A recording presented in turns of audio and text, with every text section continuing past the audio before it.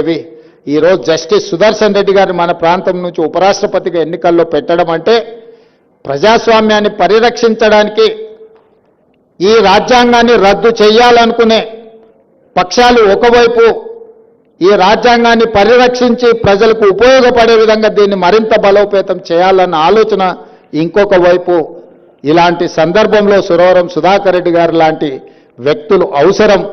అందుకే ఈరోజు జాతీయ రాజకీయాలలో సిద్ధాంతం ముసుగులో అధికారాన్ని పదిలం చేసుకోవాలని, రాజ్యాంగాన్ని మార్చాలన్న ఆలోచనే కాదు, ఈరోజు ఎన్నికల కమిషన్ను కూడా వాళ్ళ రాజకీయ పార్టీలో పొత్తులో భాగస్వాములుగా మారుస్తున్నారు. ఇది అత్యంత ప్రమాదకరం ప్రజాస్వామ్యానికి. ఎన్నికల్లో నెగ్గాలి అనంటే కాంగ్రెస్ పార్టీ కమ్యూనిస్టు సోదరులను కలిసి వచ్చే పక్షాలను కలుపుకొని ప్రజల దగ్గరికి వెళ్తాం.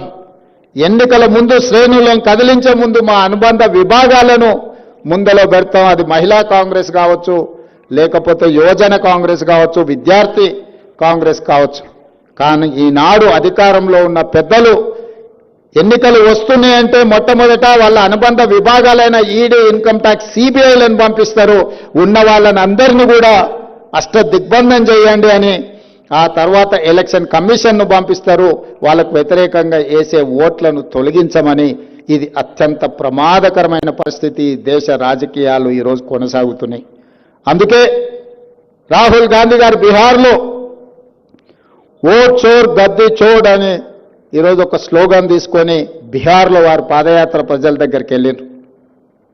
ఇది ఎన్నికల్లో నెగ్గడం కోసం తాత్కాలికంగా రాజకీయ ప్రయోజనం పొందడం కాదు. ఈ దేశంలో మహారాష్ట్రలో జరిగిన పార్లమెంట్ ఎన్నికలకు ఆ తర్వాత 4 నెలల తర్వాత జరిగిన శాసనసభ ఎన్నికల్లో 1 కోటి కొత్త ఓట్లు నమోదైనవి. ప్రజాస్వామ్య ప్రేమికులారా ఆలోచన చేయండి. 4 నెలల్లో ఒక్క రాష్ట్రంలో 1 కోటి మంది పుట్టగలరా? పుట్టినోళ్ళకు 1 కోటి ఓట్లు కొత్తగా రాగలవా?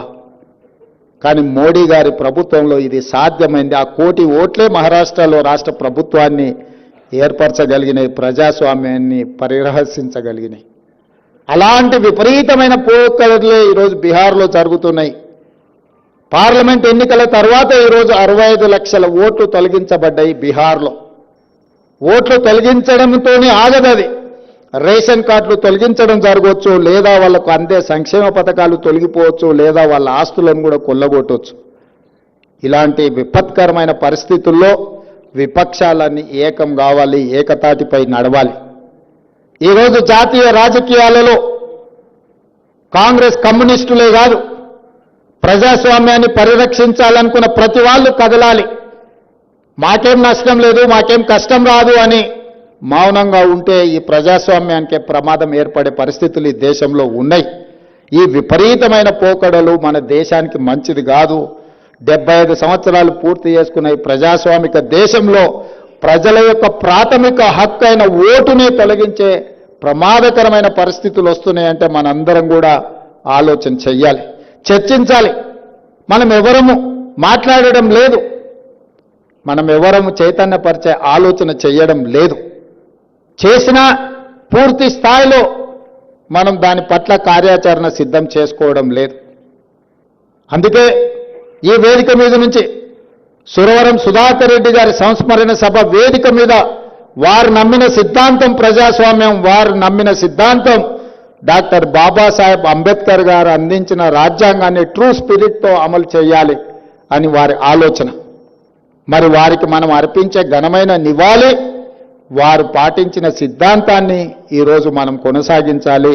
వారి జ్ఞాపకార్థంగా ప్రభుత్వం చేయవలసిన ప్రతి పని చేపడుతుంది. మంత్రివర్గంలో చర్చించి పాలమూరు బిడ్డగా నేను తప్పకుండా నిర్ణయం తీసుకుంటా. కానీ జాతీయ స్థాయిలో జరగబోయే రాజకీయ పరిణామాలు విపరీతమైన పోకడలను నిలువరించడానికి మనందరం కలిసికట్టుగా పనిచేయాలి. ఆ పోరాటంలో రాహుల్ గాంధీ గారు ఏదైతే నిర్ణయం తీసుకొని ముందుకు వెళ్తుండ్రో మీరందరూ కూడా అండగా నిలబడాలని ఈ వేదిక మీద నుంచి విజ్ఞప్తి చేస్తూ మీ అందరి దగ్గర సెలవు తీసుకుంటున్న కామ్రేడ్ మిత్రులారా.